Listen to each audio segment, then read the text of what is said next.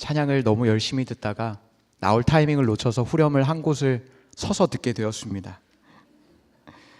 여러분, 이 찬양의 가사처럼 여러분, 하나님이 우리 아버지가 되십니다. 우리의 깊은 한숨 가운데 우리를 일으키시고 그 걸음 걷게 하시는 분이 바로 우리 아버지 되신 하나님이십니다. 이 찬양의 가사가 저와 여러분의 신앙의 고백이요, 저와 여러분의 인생이 고백되어서 우리 주 하나님 손 붙들고 나아가는 그런 인생 살아가시는 저와 여러분 되시길 간절히 소망합니다. 제가 기도하겠습니다. 하나님 아버지, 감사드립니다. 저희를 예배 자리에 불러주셔서 하나님께 함께 찬양하며 기도하며 말씀 나누게 하신 은혜에 감사드립니다. 하나님, 우리의 지난날의 한 주간의 삶은 참 분주하고 정신없는 그 순간 가운데에서도 하나님, 우리 아버지 되셔서 우리의 걸음 인도하여 주신 은혜에 감사드립니다. 이제 살아계신 하나님의 말씀을 듣습니다. 하나님, 이 말씀이 우리의 삶의 자리 가운데 역사하는 말씀 되게 하시고 우리의 삶을 인도하는 말씀, 우리의 삶을 이끌어 나아가는 하나님의 살아계신 말씀 되게 하여 주옵소서. 모든 것 믿고 감사하오며 예수님의 이름으로 기도하옵나이다. 아멘. 한 주 동안 평안하셨습니까? 네, 감사합니다. 주일 이른 새벽에 교회에 와보면 교회가 참 분주합니다. 저는 한 7시 조금 못 되어서 교회에 오는 것 같은데 그 시간에 맞춰서 교회에 와보면 어느 방 한켠에는 우리 일부 찬양대에서 아주 아름다운 목소리로 찬양하시는 그 찬양의 소리를 들을 수가 있습니다. 그리고 또 이쪽으로 나와서 부엌 한켠을 바라보면 그 부엌에서는 도마 위에 칼을 두드리는 소리가 뚝딱 뚝딱 소리가 함께 나면서 어느 순간 이 추웠던 본당에 맛있는 냄새가 스물스물 올라오는 것을 경험하기도 합니다. 이 예배가 끝나고 이 자리를 나가시면 2부 예배가 끝나고 준비되어 있는 맛있는 식사를 드실 수 있으실 텐데 제가 말씀을 서둘러서 마무리하도록 하겠습니다.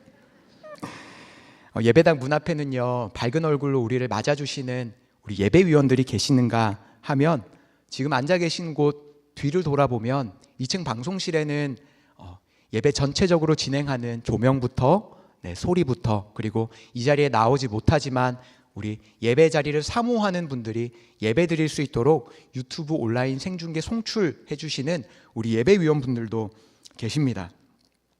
여러분, 보이는 곳에서 뿐만 아니라 보이지 않는 곳에서도 교회를 위해 예배를 위해 일하시는 많은 분들이 계신데 이곳 밖에는요, 이제 각 부속실에는 우리 영화부 예배가 진행이 되고 있고요, 우리 자녀들 CM 예배가 진행되고 있고 우리 조금 더 큰 뉴스와 우리 EM 예배가 진행되고 있습니다. 그리고 너무나도 찬양을 잘하는 우리 조이 찬양팀도 준비가 되어 있습니다. 그렇죠? 알겠습니다. 이렇게 많은 분들이 교회를 위해서 이렇게 힘써주시고 일해주시고 예배의 자리를 섬겨주셔서 지금 이 자리에 앉아있는 저희는 참 어려움 없이 예배를 드릴 수 있음에는 분명합니다. 그리고 이 자리 가운데 축복드리기는 예배를 위해 섬기시는, 교회를 위해 섬기시는 모든 분들이 섬김을 통해 하나님께서 허락하시는 복과 은총을 가득 누리시길 간절히 원합니다. 섬기지 않는 자는 알지 못하는 하나님의 크신 은혜가 이 섬기는 자리 가운데, 우리의 삶의 모든 자리 가운데, 일터 가운데 차고 넘치게 되시기를 주님의 이름으로 간절히 축복합니다. 이 자리에 계신 모든 분들은요, 제가 얼굴만 이렇게 쓱 봐도 알 것 같아요. 주말에는 교회에서 굉장히 바쁜데 평일에는 평일 나름대로 굉장히 바쁘신 한 주를 살아오신 것 같습니다. 어떤 이는 학생의 신분을 가지고 있어서 한 주 내내 학교에서 시달리는 한 주를 사셨을 거고요, 또 어떤 분들은 직장에서 맡겨진 일들로 인해서 정말 분주한 삶을 살았는가 하면 또 우리 어떤 분들은 가정을 돌보느라 정말 바쁘신 한 주를 보내셨을 겁니다. 그래서 누구 하나 쉬운 사람이 없었고 누구 하나 일하지 않은 사람이 없었다, 그렇게 이야기할 수 있을 것 같아요. 여러분, 우리가 살아가는 삶은 일의 연속입니다. 일로부터 자유로울 수 있는 사람은 단언컨대 단 한 사람도 없을 것입니다. 그리고 또 분주하게 일하시는 한 분을 제가 소개시켜 드릴 텐데 그분은 바로 하나님이십니다. 그 하나님께서 얼마나 분주하게 일하시냐면 시편 121편 4절 말씀에 이렇게 기록되어 있습니다. 이스라엘을 지키시는 이는 졸지도 아니하시고 주무시지도 아니하시리로다, 이렇게 말씀하고 있습니다. 그러니까 우리를 지키시는 하나님께서는 우리를 위해서 눈 감지 않으시고 졸지도 않으시고 주무시지도 않으시고 우리의 인생 가운데 동행하시며 우리를 지키시는 하나님이시다 말씀하는 겁니다. 그 하나님의 일하심을 우리의 삶의 자리 구석구석 경험하는 이 자리에 모인 모든 분들 다 되시기를 주님의 이름으로 간절히 소망합니다. 여러분, 우리가 오늘 함께 읽은 본문은요, 당시 세계에서 가장 내놓을 만한 애굽이라고 하는 강대국, 그리고 그 가운데에서 노역 생활을 하던 이스라엘 백성들의 이야기를 담고 있습니다. 놀랍게도 이스라엘 백성들은 하나님의 10가지 기적을 경험하면서 애굽의 압제로부터 벗어나는 놀라운 일을 경험합니다. 애굽의 압제를 벗어났는데 하나님께서는 그들의 인생 가운데 구름기둥과 불기둥으로 길을 내어주셔서 이스라엘 백성들은 압제에서 풀려난 것뿐만 아니라 하나님께서 인도하시는 그 걸음대로 걸어갔다 하는 겁니다. 그리고 이스라엘 백성들이 오늘 어디에 도착했냐면 비하히롯 곁에 있는 홍해라고 하는 바다 앞에 서 있습니다. 여러분, 이스라엘 백성들이 얼마나 신나는 삶을 살았을까요? 수십만 명의 사람들이 하나님의 일하심을 찬양하며 하나님을 바라보고 걸어갔던 것이 아마 이스라엘 백성들의 삶이었을 겁니다. 더 이상 그들을 괴롭히는 애굽 백성들도 없고 애굽 군사들도 없고 이제 하나님께서 보여주실 약속의 땅으로 걸어가기만 하면 되는 것이 이스라엘 백성들의 인생이었을 겁니다. 그러나 그들에게 큰 문제가 하나 닥치는데 그 문제는 출애굽기 14장 9절 말씀에 기록되어 있습니다. 애굽 사람들과 바로의 말들 그리고 병거들과 그 마병과 그 군대가 그들의 뒤를 따라 바알스본 맞은편 비하히롯 곁 해변 그들이 장막 친 데에 이르렀다라고 이야기합니다. 애굽은 하나님의 10가지 재앙을 경험하고 이스라엘 백성들을 풀어줍니다. 그런데 그들이 모두 떠나고 나니 이제 애굽이 정신을 차린 겁니다. 그 사람들이 우리 위해서 노역도 해주고 그 사람들이 우리 위해서 정말 많은 것들 해주었는데 다 떠나버리고 나니까 애굽이 살아가기가 힘든 그 지경에 이른 겁니다. 그래서 바로는 애굽 병사들과 마병들을 보내서 그들을 다시 잡아올 계획을 세우고 그들 뒤에 바짝 추격을 시킵니다.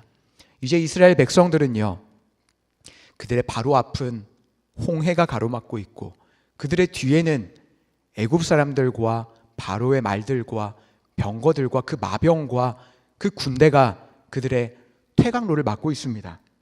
앞으로도 갈 수 없고 뒤로도 갈 수 없는 상황 가운데에서도 이스라엘 백성들은 아무것도 할 수 없는 그냥 그 자리에 멀뚱멀뚱 서서 그 문제의 상황만 바라보고 있었을 것입니다. 여러분, 우리의 인생 가운데 평안했던 삶의 여정 가운데 갑작스럽게 문제가 닥치면요, 우리는 그 인생 가운데 우리의 믿음의 민낯을 발견하곤 합니다. 우리의 인생에 아무런 문제 없었을 때는 우리가 되게 하나님 잘 믿는 것 같잖아요. 말씀 따라 잘 살아가는 것 같잖아요. 그런데 우리의 삶에 작은 문제 하나가 일어나면 그 문제로 인해 무슨 일들이 일어나요? 우리의 믿음 없음이 탈로 나기 시작합니다. 그런데 교회 와서 또 내가 믿음 좋다는 이야기 얼마나 많이 했는지 사람들에게 말도 못하고 마음속으로 끙끙 앓는 모습을 우리의 삶에서 종종 마주하곤 합니다. 우리는 문제 앞에서 우리의 믿음이 좋은지 좋지 않은지, 그리고 우리가 문제 앞에서 하나님을 경험하는 이들, 하나님을 바라보며 나아가는 이들인지, 사람을 바라보고 세상을 바라보고 물질을 바라보고 나아가는 사람들인지, 우리는 문제 앞에서 우리의 신앙을 점검할 수 있습니다. 그래서 때로 우리는 문제 앞에서 우리의 신앙이 흔들리기도 합니다. 그래서 때로 우리는 문제 앞에서 우리의 온 존재가 흔들리는 것을 경험하기도 합니다. 오늘 이스라엘 백성들이 그러했던 것처럼 말이죠. 출애굽기 14장 10절 말씀에는 이스라엘 백성들이 문제의 상황 앞에서 그들이 가장 먼저 했던 일이 무엇인지에 대해 이야기하고 있는데, 말씀은 이렇습니다. 바로가 가까이 올 때에 이스라엘 자손이 눈을 들어 본즉 애굽 사람들이 자기 뒤에 이른지라. 이스라엘 자손이 심히 두려워하여 여호와께 부르짖었다. 그러니까 앞은 홍해가 가로막고 뒤는 애굽 군사들이 가로막고 있는 그 순간을 바라보면서 그들 마음에 가장 처음으로 들었던 생각은 심히 두려워하는 마음이 들었습니다. 여러분, 두려우면 무엇 하셔야 합니까? 네, 기도하셔야 되죠. 네, 두려우면 기도해야 합니다. 네, 두려우신 적이 아무도 없으셔가지고 네, 두려움 가운데 우리 두려움을 마주하면 기도해야 합니다. 그런데 이스라엘 백성들은요, 그 두려움 앞에 원망하였습니다. 하나님을 향해 부르짖었습니다. 여기서 부르짖었다라고 하는 말은 이스라엘 백성들이 하나님을 향해서 하나님, 우리가 잘못했으니, 하나님, 우리가 하나님 뜻 가운데 바르게 살지 못했으니 주님, 우리 용서해 주세요 하는 부르짖음이 아니라 하나님, 우리 애굽에서 살겠다고 했지 않습니까? 왜 우리를 이곳까지 끌어오셔서 이곳에서 우리를 죽게 하시려고 하십니까?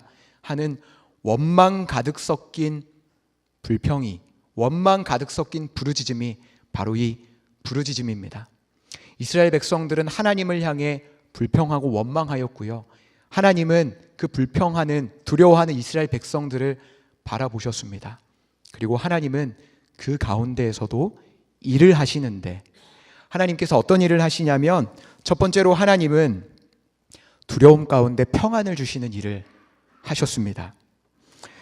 하나님께서는 두려움과 염려 가운데 우리에게 평안을 주시는 하나님이십니다. 이스라엘 백성들이 원망하여 부르짖던 그 부르짖음 가운데도, 고통받아 하는 그 아픔과 신음에서도 하나님은 응답하셨습니다. 그리고 그에 대한 응답은 출애굽기 14장 13절 말씀입니다. 하나님께서 모세의 입을 통해서 너희는 두려워하지 말고 가만히 서서 여호와께서 오늘 너희를 위하여 행하시는 구원을 바라보라 라고 말씀하셨습니다. 여러분, 하나님은 이런 분이십니다. 그들이 문제 앞에서 문제만 바라보고 두려워하며 벌벌 떨면서 원망할 대상을 찾아 마침내 하나님께 원망하는 인생을 살았을 때 그들의 아픔의 소리, 그들의 신음, 그들의 부르짖음조차도 하나님께서는 들으시고 응답하신다 하는 겁니다. 여러분, 예수님 잘 아시죠? 그 예수님께서 십자가에 못 박혀 돌아가셨을 때의 제자들의 마음에 대해서 혹시 한번 생각해 보신 적이 있으세요? 예수님의 제자들은요, 예수님만 바라보고 나아간 인생 살았습니다. 그물도 버리고 배도 버리고 가족도 버리고 예수님만 바라보고 그 걸음 걸어갔습니다. 그런데 어느 날 돌연 예수님이 십자가에 못 박혀 죽임을 당하게 됩니다. 그들은 예수님에게 많은 것들을 걸었는데 메시아로 오셨기 때문에 우리를 하나님 나라로 인도해 줄 그 하나님의 아들이라 믿고 따랐는데, 그 예수님이 처참하게 십자가에 못 박혀 죽는 모습을 보면서 그 제자들의 마음은 정말 무너져 내렸을 겁니다. 그리하여 두려운 마음과 불안한 마음 가운데 제자들은 꽁꽁 숨었다라고 성경은 이야기하고 있습니다. 그러나 부활하신 예수님께서 꽁꽁 숨어있는 제자들에게 나타나셔서 처음으로 하신 말씀이 무슨 말씀이신지 여러분 기억하세요? 그 말씀은 바로 평안하냐 하는 말씀이었습니다. 무너진 우리의 인생 가운데 찾아오셔서 평안을 외치시는 하나님이 바로 우리의 아버지 되신 우리 하나님이십니다. 여러분, 우리가 살아가는 우리의 인생은 때로 평안함보다 두려움과 염려가 더 많곤 합니다. 그것이 우리가 살아가는 우리의 인생입니다. 한 치 앞도 알 수 없는 인생을 살아가면서도 우리의 인생 가운데는 선택해야 할 것이 너무나도 많아서 수많은 선택지 앞에 발을 동동 굴리고 있는 것이 우리가 살아가는 우리의 인생입니다. 때로는 예기치 못한 고난과 문제들이 우리의 삶을 뒤흔들어 버릴 때도 있고요, 때로는 물질의 문제 앞에서, 질병의 문제 앞에서, 수많은 사람들 가운데 관계의 문제 앞에서 지극히 잘 지내고 있는 것 같다가도 한 번씩 마음 가운데 찾아오는 공허한 마음 앞에서 자유로울 수 있는 사람은 한 사람도 없습니다. 그러나 여러분, 하나님께서는 갈 바를 알지 못하는 우리의 인생에 길을 인도하시는 하나님이십니다. 그들을 가로막고 있는 홍해 앞에서 그 홍해에 길을 내시고 그들의 걸음을 인도하신 분이 바로 하나님이십니다.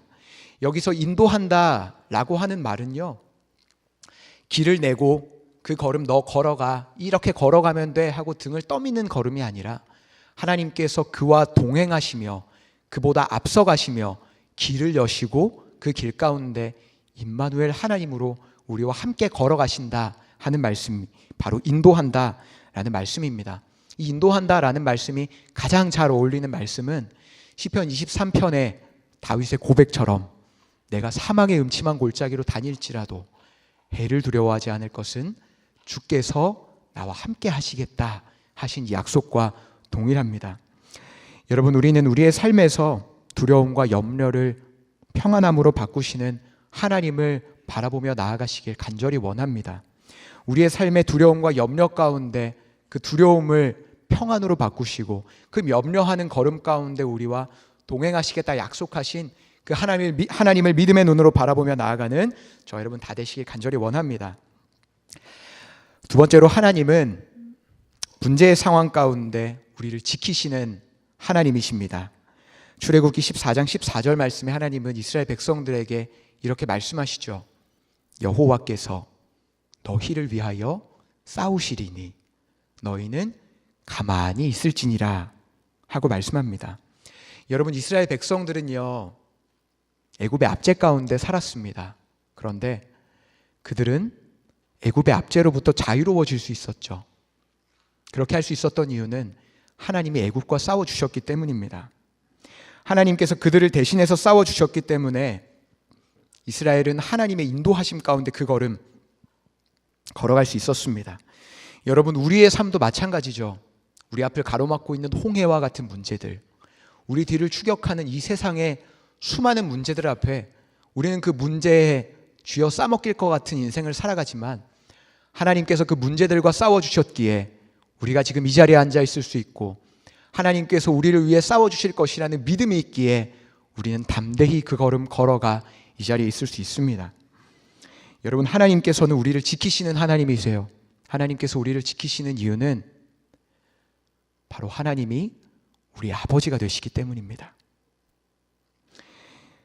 여러분, 아버지라 하는 존재는요, 부모라 하는 존재는요, 적어도 자식 앞에서 있어서만큼은 견고한 성벽 같은 삶을 살아가는 것이 바로 부모의 인생입니다.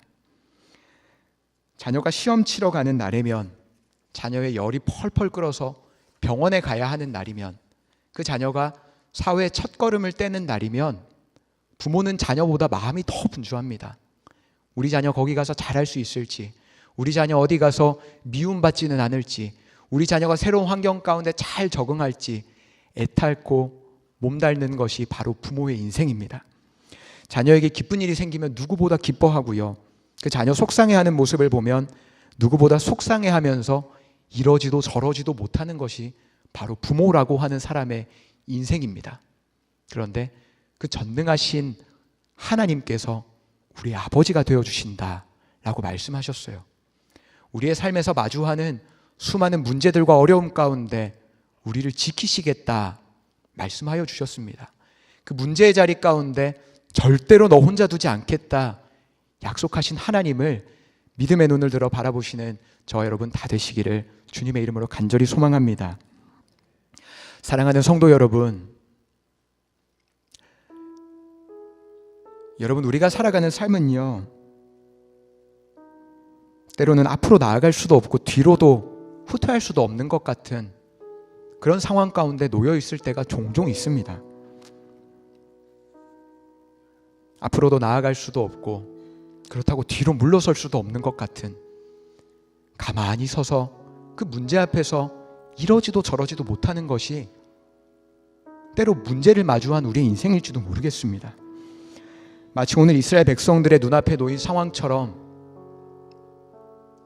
거대한 홍해라는 바다가 그들을 쥐어 삼킬 것처럼 그들을 위협하고 있고요, 그들의 뒤에는 이 세상에서 가장 강한 군대를 소유하고 있었던 애굽 백성들이 그들을 잡아 죽이려고 달려오기도 합니다. 여러분, 그 가운데 우리는 마음 둘 곳이 없습니다. 그 문제 앞에서 그토록 대단해 보였던 우리의 믿음은 정말 아무것도 되지 않는 형편없는 믿음이었음을 우리는 비로소 그 문제 앞에서 발견하곤 합니다. 그래서 때로 우리는 문제 앞에서 두려움 가운데 사로잡혀서 그 원망의 대상을 찾다가 이것도 원망해보고 저것도 원망해보고 우리의 삶도 원망해보고 내가 미국 땅에 왜 왔나 이런 것도 원망해보고 하나하나 원망의 것들을 찾다 보면 때로 우리의 화살은 하나님을 향하기도 합니다. 우리의 삶의 자리 가운데 그렇게 인도해 주실 때는 하나님 감사합니다. 찬양의 고백이 넘쳤지만 문제 앞에서 하나님은 그렇게 보잘것없고 초라해 보이는 우리의 아버지로서 그 자리에 언제나 서 계시는 것이 우리의 하나님일지도 모르겠습니다.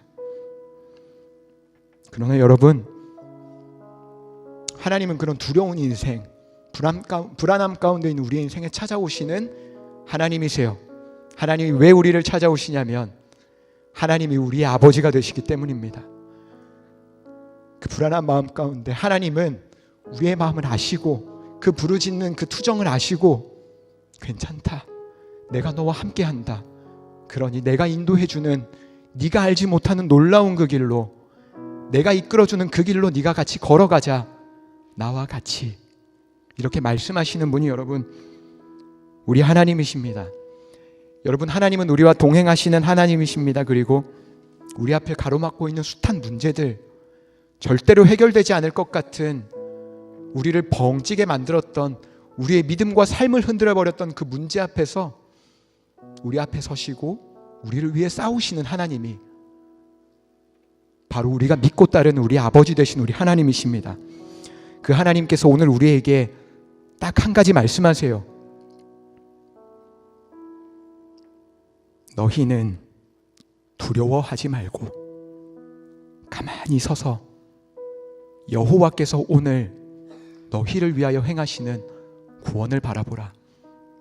너희는 두려워하지 말고 가만히 서서 하나님께서 오늘 나의 인생 가운데 행하시는 구원의 역사를 바라보라. 하나님께서 우리에게 말씀하십니다. 여러분, 우리의 인생도 가만히 서서 바라보시길 바랍니다. 우리를 집어삼킬 듯한 집채만한 문제 앞에서 가만히 서 계시기 바랍니다. 가만히 서서 문제를 바라보는 것이 아니라 가만히 서서 나를 바라보고 계신 하나님, 나를 위해 일하시는 하나님, 나의 두려운 마음을 평안 가운데 바꾸시는 하나님, 그 길을 내시고 나를 인도하시는 하나님, 그 문제 앞에서 나를 위해 싸우시는 하나님을 여러분 두 눈으로 하나님 바라보시길 원합니다. 그 하나님은 두려움 가운데 우리에게 평안 주시겠다 약속하셨습니다. 우리가 어디에 있던 무엇을 하던 우리를 포기하지 않고 우리와 동행하시며 우리를 지키시겠다 말씀하셨습니다.